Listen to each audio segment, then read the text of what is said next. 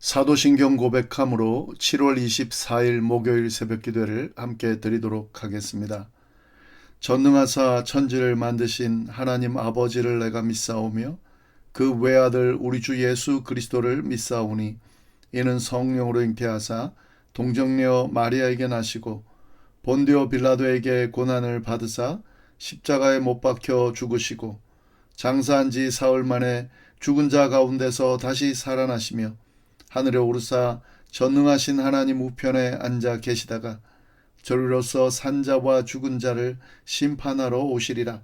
성령을 믿사오며 거룩한 공회와 성도가 서로 교통하는 것과 죄를 사하여 주시는 것과 몸이 다시 사는 것과 영원히 사는 것을 믿사옵나이다.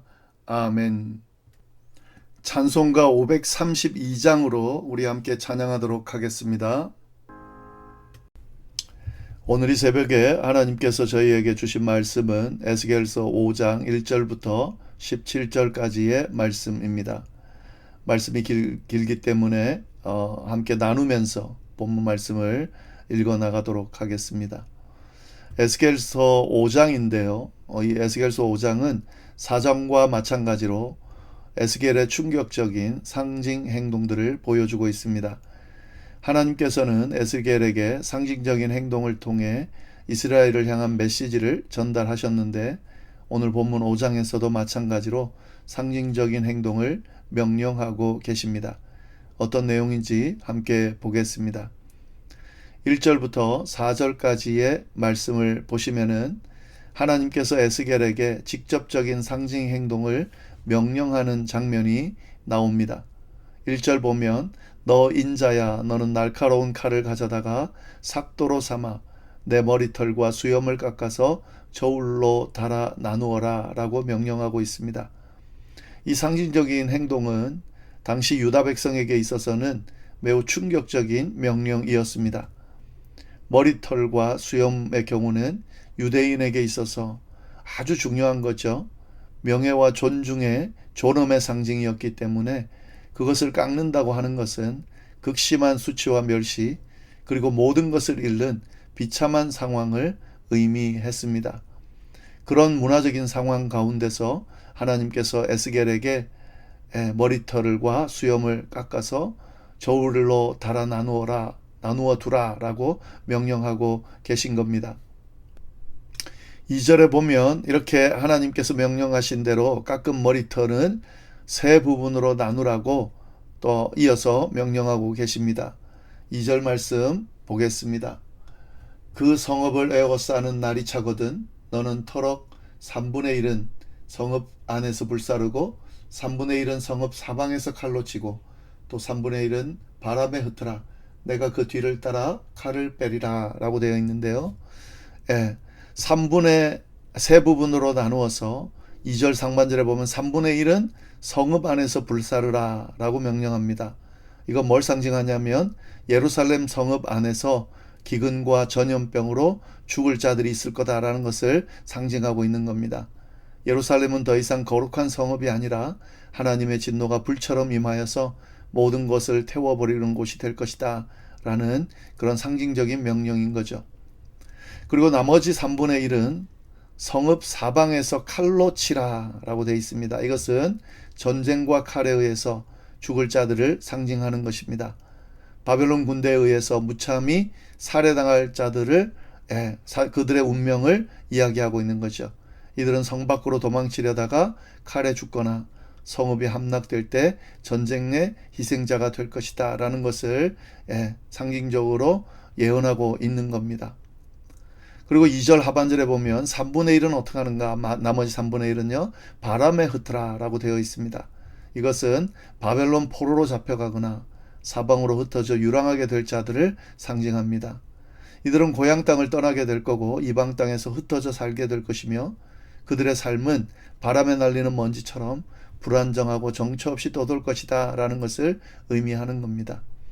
이렇게 하나님께서는 에스겔에게 칼을 가져다가 삭도로 삼아서 머리털과 수염을 깎아서 이렇게 저울로 나누어서 세 부분으로 나누고 그리고 그 세 부분으로 나눠진 것들을 각각 어떻게 할지를 알려주면서 하나님의 심판이 임할 것을 예언하고 계신 겁니다. 그런데 3절에 보면 너는 터럭 중에서 조금을 내 옷자락에서 싸고 그랬습니다. 그러니까 에스겔에게 하나님께서 세 부분으로 머리털을 나누지만 거기서 약간을 좀 구별했다가 자기 옷자락에 싸라고 명령하십니다. 이거 뭘 의미하냐면 하나님의 심판 가운데 있지만 살아남을 소수의 남은 자들이 있다는 것을 의미합니다. 그들은 이렇게 보호될 수 있다는 거죠. 하나님께서는 완전히 멸망시키지 않고 그렇게 소수의 남은 자들을 살려두셔서 그들을 통해서 다시 역사를 이어갈 것이라는 것을 보여주고 있는 겁니다. 그러니까 지금 심판에 대한 메시지를 전하고 있지만 아주 희미하지만 소망의 빛을 보여주는 그런 말씀을 하고 계신 거죠. 그런데 4절 보시면 또 그 가운데에서 얼마를 불에 던져 사르라. 그 속에서 불이 이스라엘 온 족속에게로 나오리라. 그렇게 소수의 머리카락, 그러니까 소수의 남은 자들이 있죠. 그 남은 자들 중에서 얼마를 불에 던져 사르라는 겁니다. 그러니까 이 무슨 말이냐면 그 소수의 남은 자들 가운데서도 불이 나와서 그 남은 자들 마저 태울 것이다 라고 하는 예언의 말씀을 하는 거죠. 그러니까 남은 자들도 고난에서 완전히 자유롭지 못하고 심지어 그들 가운데서도 불의를 행하는 자들에게는 심판이 임할 거다라고 경고하고 있는 거죠. 그러니까 하나님의 심판이라는 것은 누구든 예외가 없는 겁니다.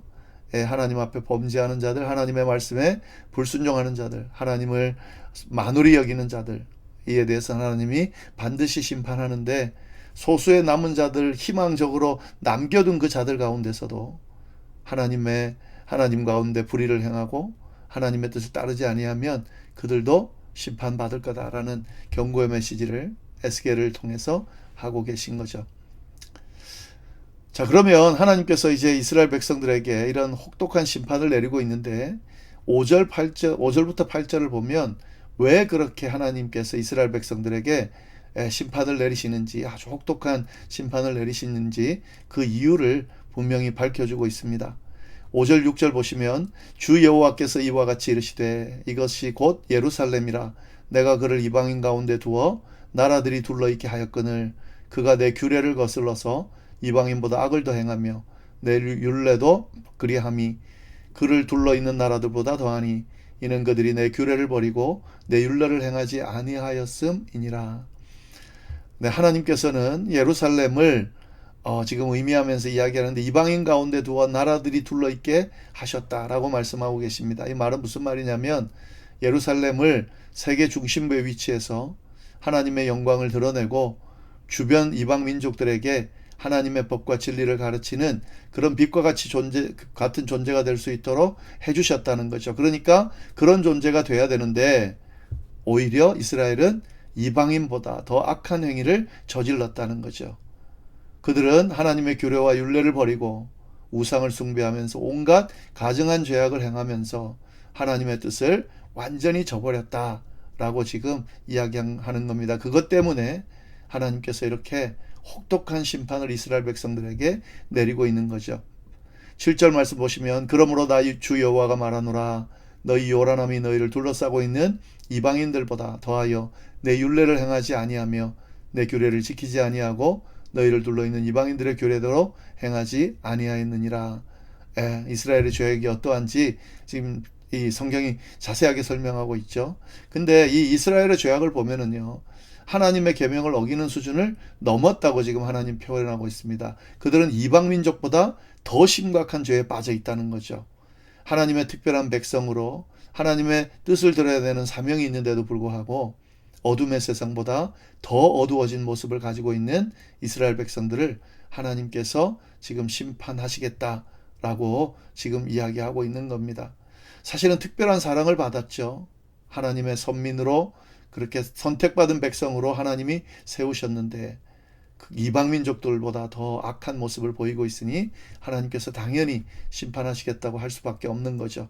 8절 말씀입니다. 그러므로 나 주 여호와가 말하노라. 나 곧 내가 너를 치며 이방인의 목전에서 너에게 벌을 내리되.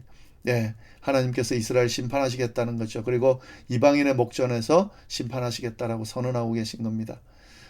이것은 하나님의 공의와 주권을 온 만방에 드러내려는 행위가 있는 거죠. 하나님의 백성들임에도 불구하고 하나님께서 그 백성들을 심판하시는 이유는 하나님의 거룩한 이름을 더럽힌 죄에 대해서는 어느 누구든 그에 따른 응당한 심판을 할 것이다라고 하는 그런 심판의 말씀을 하고 계시면서 하나님의 백성들을 이렇게 심판하신다면 이방 민족들은 더 심판하시겠죠. 그래서 이 하나님의 존재가 어떤 존재인지를 사실 이 심판의 메시지를 통해서 전하고 있다라고 볼 수도 있겠습니다. 네, 그리고 9절부터 12절 보면 이 지금 이스라엘 백성들에게 임할 이 심판이 얼마나 가혹한지 혹독한지가 지금 자세하게 드러나 있습니다. 9절 보시면 내 모든 가증한 일로 말미암아 내가 전무후무하게 내게 내릴지라.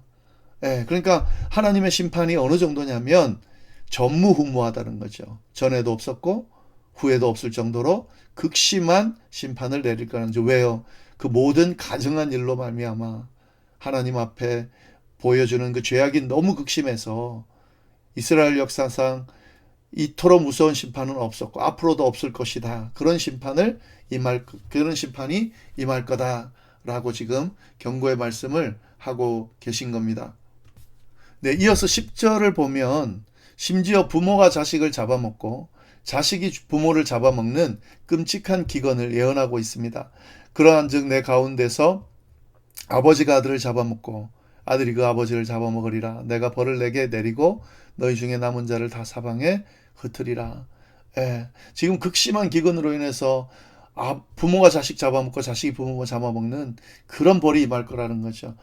이 말씀은요. 신명기 28장 53절부터 57절에 기록된 그런 하나님께서 이스라엘 백성들에게 한 언약, 저주의 언약에 대한 성취입니다.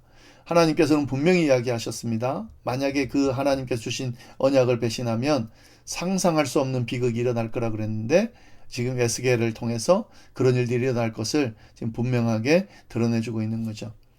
네, 11절 말씀 보시면 성전이 더럽혀진 것에 대한 심판도 말씀하십니다. 그러므로 나 주여가 말하노라 내가 나의 삶을 두고 맹세하노니 내가 모든 미운 물건과 모든 가증한 일로 내 성소를 더럽혔은즉 나도 너를 아끼지 아니하며 긍휼을 베풀지 아니하고 미약하게 하리니. 이 예루살렘 성전은 하나님께서 허락하신 겁니다. 거기에 지성소를 두고 하나님의 임재에 대해서 약속하신 거룩한 곳입니다. 그렇기 때문에 그곳은 하나님을 경배하고 제사하고 하나님의 임재를 기리면서 하나님을 높이는 그런 자리여야 되겠죠. 그런데 이스라엘 백성들이 그곳을 어떻게 만들었습니까? 우상을 숭배하고 온갖 가증한 행위를 저질러 성전을 더럽히는 그런 잘못을 범했다는 거죠. 그에 대해서 하나님께서 진노하셨는데 그 진노가 상상을 초월하는 그런 진노이고 그런 심판에 대한 그런 심판의 결과로 나타나게 되고 있다라는 말씀을 쭉 에스겔을 통해서 지금 예언하고 계신 겁니다. 그리고 이 12절에 보면 다시 한번 이 에스겔이 머리털 세 부분으로 나눈 상징적인 행동에 대해서 설명하면서 심판의 유형을 자세히 언급합니다. 그러니까 아까 제가 머리털 세 부분으로 나눈 것에 대한 설명을 드렸는데 이 성경이 아예 그에 대해서 이야기를 하고 있다는 거죠. 너희 가운데에서 3분의 1은 전염병으로 죽으며 기근으로 멸망할 것이고 3분의 1은 너희 사방에서 칼에 엎드러질 것이며 3분의 1은 내가 사방에 흩어버리고 그 뒤를 따라가며 칼을 빼리라.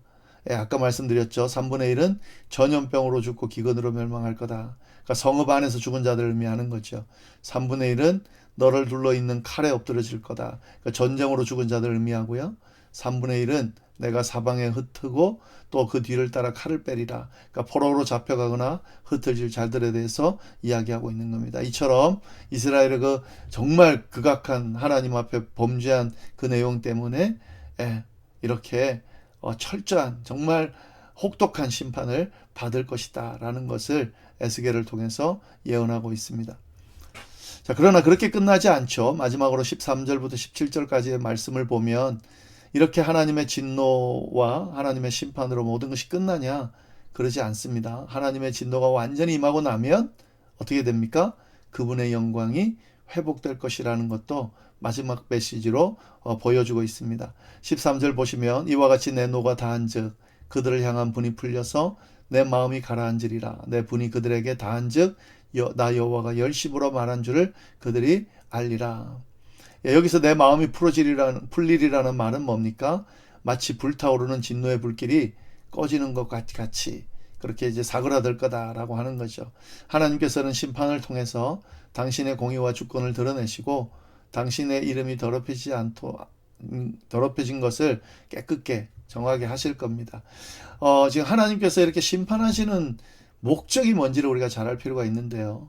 예, 단순히 파괴하고 끝나는 게 아니죠. 이 파괴를 통해서 심판을 통해서 더럽혀진 하나님의 이름을 다시 깨끗게 하시고 다시 영광의 자리로 오셔서 다시 영광을 다시 세우는데 그게 목적이 있는 거죠. 그리고 이스라엘 백성들은 어떻게 됩니까?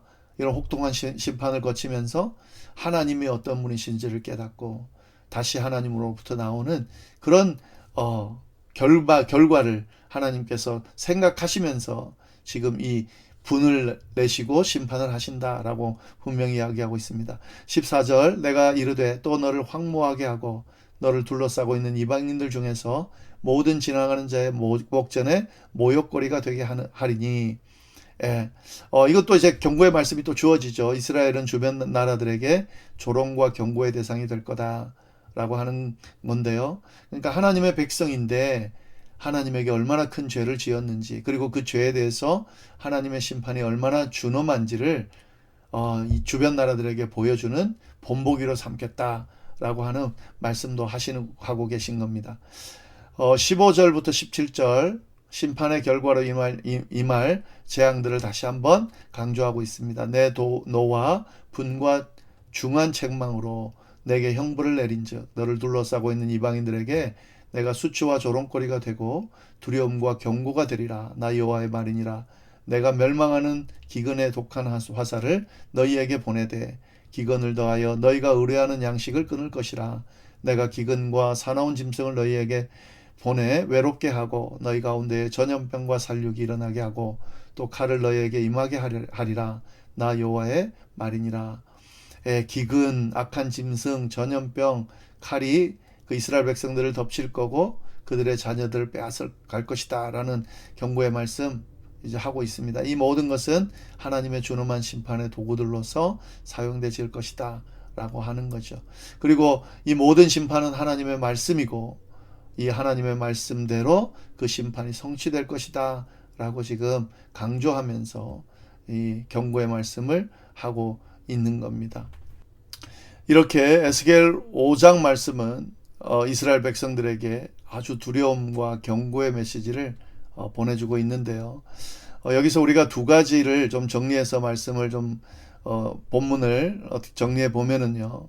이 하나님의 준엄한 공의와 심판이 확실히 임한다라고 하는 걸 분명히 우리가 깨달을 수 있습니다. 하나님은 죄를 결코 용납하지 않으시고 반드시 심판하신다. 특히 하나님의 백성들에게 더 강하게 어떤 잣대를 가지고 심판하신다 하는 거죠. 왜냐하면 주어진 사명이 있습니다. 하나님의 백성으로서 보여줘야 되는 모습이 있습니다. 그러나 만약에 그걸 저버리고 정말 하나님을 만우리 여기고 그리고 우상 숭배와 제약에 빠지면 그에 대해서 분명하게 심판하실 거다라고 하는 것을 분명하게 드러내고요.